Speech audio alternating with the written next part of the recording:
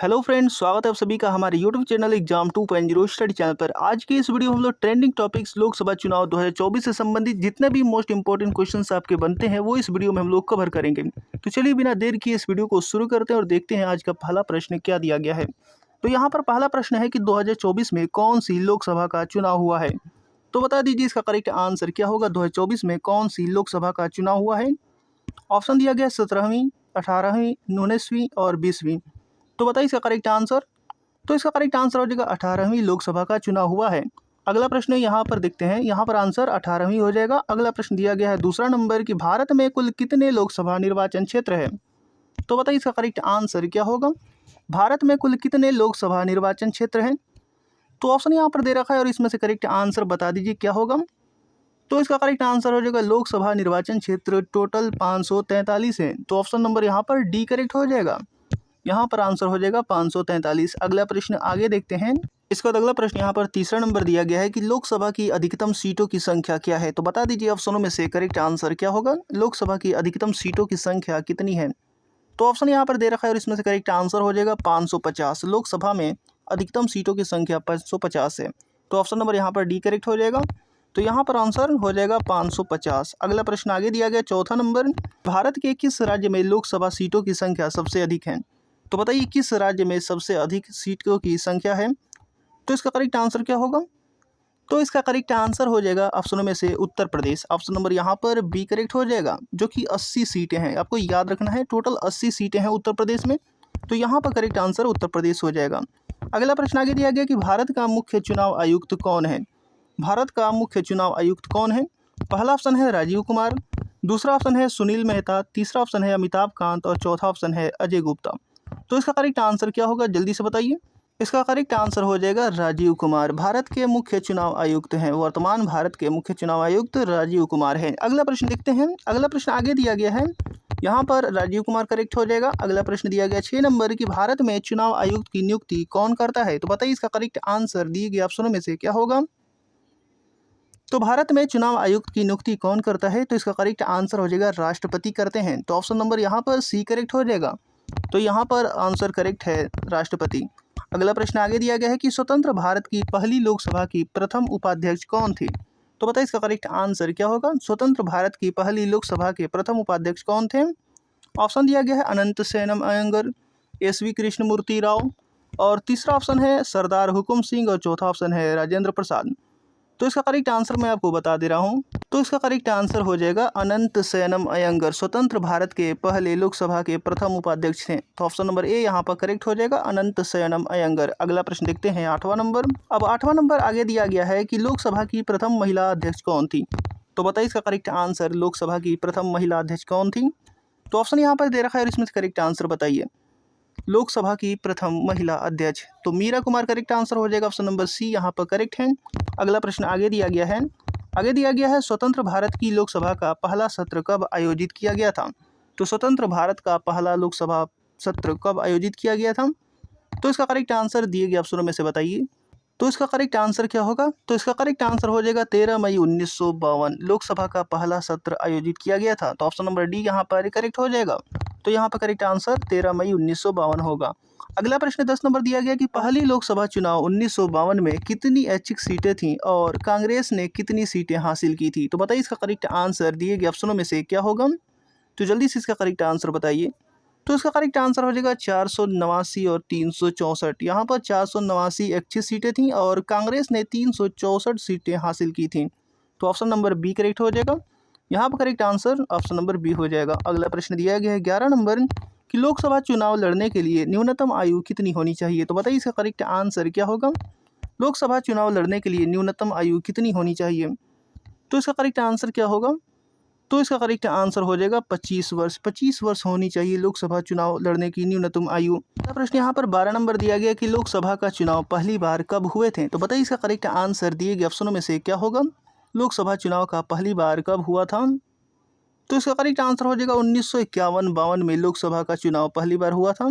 अगला प्रश्न देखते हैं। अगला प्रश्न दिया गया 13 नंबर की भारत में लोकसभा का चुनाव कितने वर्ष बाद होता है। तो बताइए इसका करेक्ट आंसर क्या होगा। और दोस्तों ये वीडियो का कंटेंट आपको पसंद आ रहा है तो इसको लाइक जरूर करते रहिएगा और चैनल को अभी तक सब्सक्राइब नहीं किया है तो चैनल को सब्सक्राइब करके बेल आइकन बटन भी दबा दीजिएगा और अपने दोस्तों के साथ शेयर करना बिल्कुल मत भूलिएगा। तो बताइए भारत में लोकसभा का चुनाव कितने वर्ष बाद होता है? तो इसका करेक्ट आंसर 5 वर्ष हो जाएगा। अगला प्रश्न आगे दिया गया है 14 नंबर की भारत के पहले लोकसभा चुनाव में कितने राष्ट्रीय दलों ने भाग लिया था? तो बताइए इसका करेक्ट आंसर क्या होगा? कितने राष्ट्रीय दलों ने भाग लिया था भारत के पहले लोकसभा चुनाव में? तो इसका करेक्ट आंसर हो जाएगा 14 दलों ने भाग लिया था भारत के पहले लोकसभा चुनाव में। अगला प्रश्न देखते हैं 15 नंबर की सर्वप्रथम लोकसभा का गठन कब हुआ था? तो बताइए इसका करेक्ट आंसर क्या होगा? सर्वप्रथम लोकसभा का गठन कब हुआ था? तो ऑप्शन यहाँ पर दे रखा है और इसमें से करेक्ट आंसर बताइए। तो इसका करेक्ट आंसर 1952 हो जाएगा। अगला प्रश्न आगे दिया गया 16 नंबर और इसमें बताना है कि लोकसभा के जनक के रूप में किसे जाना जाता है?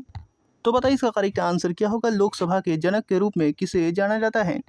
तो ऑप्शन यहाँ पर दे रखा है और इसमें से करेक्ट आंसर बताइए। तो इसका करेक्ट आंसर हो जाएगा जीवी मावलंकर। जीवी मावलंकर को लोकसभा के जनक के रूप में जाना जाता है। अगला प्रश्न यहाँ पर 17 नंबर दिया गया कि भारत में आदर्श आचार संहिता कब लागू होता है? तो ऑप्शन को पढ़िए और इसका करेक्ट आंसर बताइए। तो यहाँ पर करेक्ट आंसर हो जाएगा चुनावी तारीख की घोषणा के तुरंत बाद भारत में आदर्श आचार संहिता लागू होता है। अगला प्रश्न दिया गया है यहाँ पर 18 नंबर दिया गया कि भारत में चुनावी तारीख ऐलान होने के बाद कौन आदर्श आचार संहिता लागू करता है? तो बताइए इसका करेक्ट आंसर क्या होगा? आचार संहिता लागू कौन करता है? तो इसका करेक्ट आंसर हो जाएगा दिए गए ऑप्शनों में से ऑप्शन नंबर यहाँ पर बी यानी भारतीय निर्वाचन आयोग करता है। अगला प्रश्न देखते हैं 19 नंबर। यहाँ पर 19 नंबर दिया गया है कि वर्तमान भारत में राष्ट्रपति लोकसभा में कितने एंग्लो इंडियन को मनोनीत कर सकता है? तो बताइए इसका करेक्ट आंसर क्या होगा? वर्तमान भारत में बताना है कि राष्ट्रपति लोकसभा में कितने एंग्लो इंडियन को मनोनीत कर सकता है। तो इसका करेक्ट आंसर हो जाएगा ऑप्शन नंबर डी यानी एक भी नहीं। यहाँ पर एक भी नहीं हो जाएगा। अगला प्रश्न देखते हैं यहाँ पर 20 नंबर। अब यहाँ पर 20 नंबर दिया गया कि राष्ट्रपति द्वारा लोकसभा में एंग्लो इंडियन के नॉमिनेशन को किस संविधान संशोधन द्वारा समाप्त कर दिया गया था? तो बताइए इसका करेक्ट आंसर क्या होगा?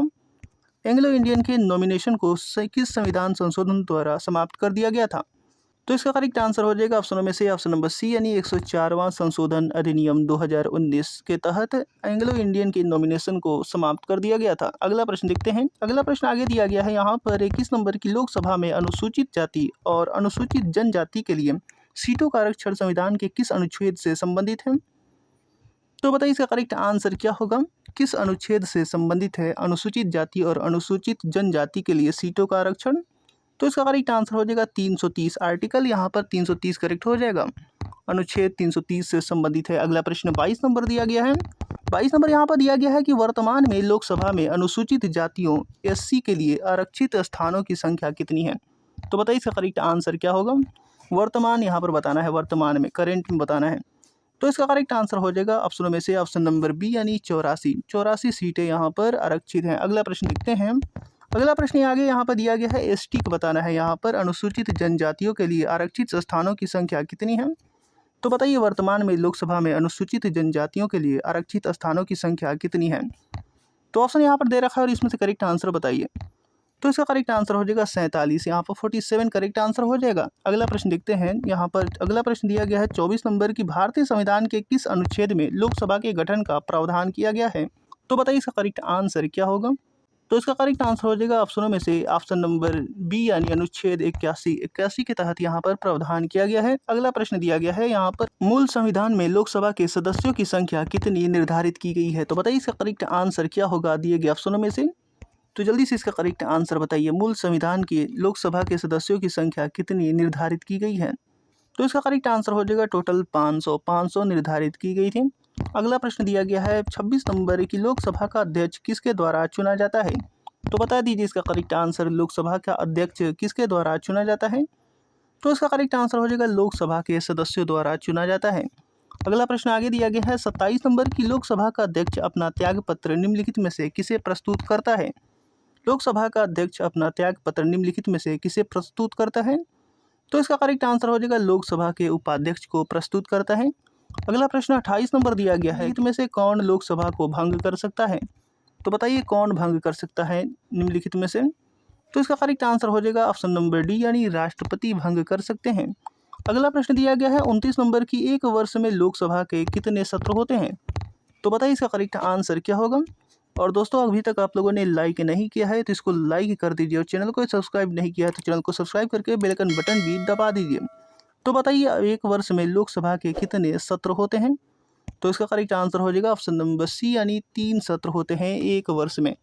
अगला प्रश्न आगे देखते हैं। अगला प्रश्न आगे यहाँ पर दिया गया है, तीसरा नंबर की लोकसभा का पीठासीन अधिकारी कौन होता है। तो बताइए इसका करेक्ट आंसर क्या होगा। पीठासीन अधिकारी लोकसभा का कौन होता है। तो ऑप्शन यहाँ पर दे रखा है और इसमें से करेक्ट आंसर बताइए। तो इसका करेक्ट आंसर हो जाएगा लोकसभा स्पीकर। ऑप्शन नंबर यहाँ पर सी करेक्ट हो जाएगा। अगला प्रश्न देखते हैं 31 नंबर की, जब अध्यक्ष और उपाध्यक्ष दोनों पद के रिक्त हो तो लोकसभा की अध्यक्षता कौन करता है। तो बताइए इसका करेक्ट आंसर क्या होगा। जब अध्यक्ष और उपाध्यक्ष दोनों पद रिक्त हों तो लोकसभा की अध्यक्षता कौन करता है। तो इसका करेक्ट आंसर मैं बता दे रहा हूँ, इसका करेक्ट आंसर हो जाएगा ऑप्शन नंबर सी, यानी राष्ट्रपति द्वारा मनोनीत लोकसभा सदस्य करते हैं। अगला प्रश्न देखते हैं। अगला प्रश्न है 32 नंबर की, सामान्यतः लोकसभा के प्रथम बैठक का पहला घंटा जिसमें सवाल किया जाता है और उनका जवाब दिया जाता है उसे क्या कहते हैं। तो बताइए इसका करेक्ट आंसर क्या होगा।